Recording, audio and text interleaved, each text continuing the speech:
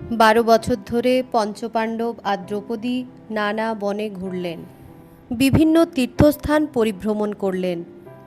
পথে অনেক মুনি ঋষির সঙ্গে তাদের পরিচয় হলো। কথায় কথায় তারা বিভিন্ন শাস্ত্র সম্পর্কে জ্ঞান লাভ করলেন।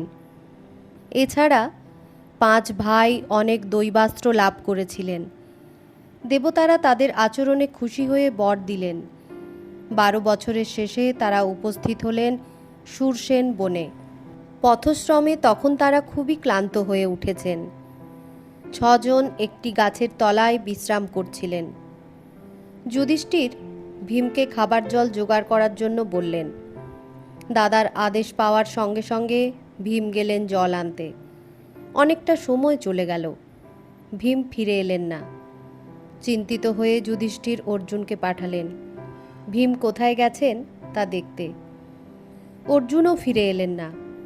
এভাবে নকুল, সহদেব আর দ্রৌপদী গিয়েও আর ফিরে এলেন না। শেষ পর্যন্ত চিন্তিত যুধিষ্ঠির নিজেই গেলেন। কিছু দূর গিয়ে দেখলেন একটি সরোবরের তীরে 4 ভাই আর দ্রৌপদী মৃত অবস্থায় পড়ে আছে। তিনি দুঃখে কাঁদতে লাগলেন।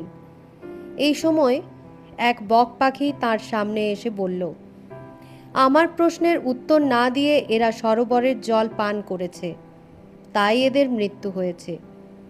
তুমি যদি আমার প্রশ্নের উত্তর না দিয়ে জল পান করো, তাহলে তোমারও একই অবস্থা হবে। যুধিষ্ঠির অবাক হয়ে বললেন, বলো, তোমার কি প্রশ্ন আছে? বক বলল, আমার 4টি প্রশ্ন আছে। আমার প্রথম প্রশ্ন হলো, বার্তা কি?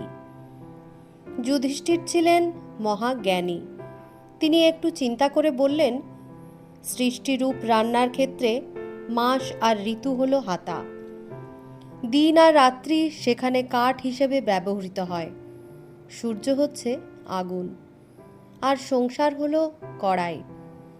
দেবতারা রাঁধেন, আর কাল বা সময় হলো কর্তা।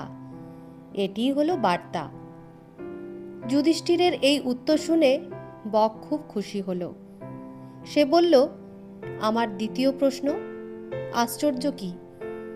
যুধিষ্ঠির বললেন, প্রত্যেক দিন পৃথিবীতে অসংখ্য জীবের মৃত্যু হচ্ছে, তবু মানুষ অনন্তকাল বেঁচে থাকতে চায়। এটাই হলো সবথেকে আশ্চর্যের বিষয়। বক বলল, আমার তৃতীয় প্রশ্ন, পথ কাকে বলে? যুধিষ্ঠির বললেন, মহাজনদের আদর্শই হলো উত্তম পথ। আমাদের উচিত সদা সর্বদা সেই পথ অনুসরণ করা। বক বলল, আমার শেষ প্রশ্ন, সুখী কে?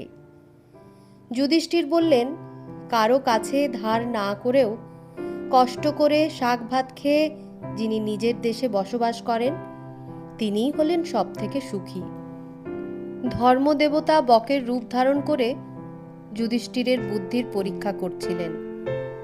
4টি প্রশ্নের যথাযথ উত্তর পেয়ে তিনি নিজের রূপ ধারণ করলেন। তিনি যুধিষ্ঠিরকে প্রাণ ভরে আশীর্বাদ করলেন। 4 ভাই আর দ্রৌপদীকে বাঁচিয়ে তুললেন। এইভাবে পাণ্ডবদের 12 বছরের বনবাসের কাল শেষ হলো। এবার শুরু হবে 1 বছরের অজ্ঞাতবাস। অজ্ঞাতবাসের জন্য পাণ্ডবরা এলেন মৎস্য দেশে। এখানকার রাজা বিরাট। এই দেশের সীমানায় উঁচু উঁচু শমী গাছ। অর্জুনের পরামর্শে নকুল তাদের সমস্ত অস্ত্র গাছের উঁচু ডালে ঝুলিয়ে দিলেন, যাতে কারো নজর না পড়ে, তাই এই ব্যবস্থা। পাণ্ডবরা তাদের নাম এবং পরিচয় গোপন করে রাজপরিবারে থাকতে লাগলেন। যুধিষ্ঠির হলেন কঙ্ক নামে রাজা বিরাটের পাশা খেলার সঙ্গী।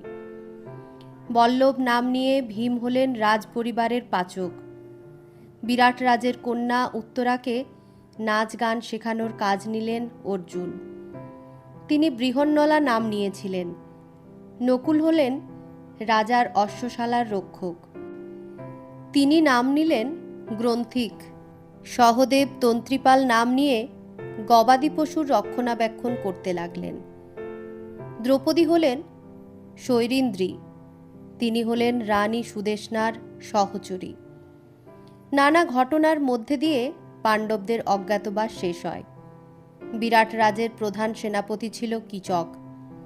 সে ছিল রাজার নিকট আত্মীয়। প্রথম থেকেই সে দ্রৌপদীর প্রতি নজর দিয়েছিল। দ্রৌপদীকে দেখে বিয়ের প্রস্তাব দেয়।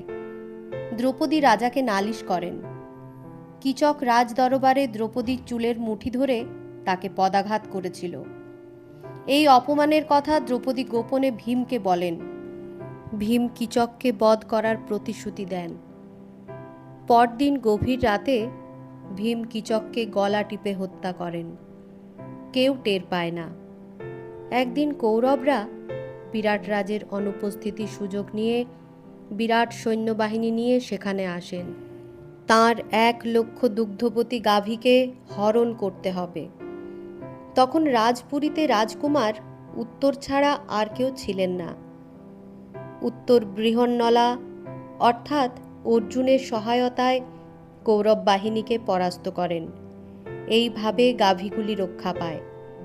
অজ্ঞাতবাস শেষ হলে যুধিষ্ঠির নিজের পরিচয় দেন।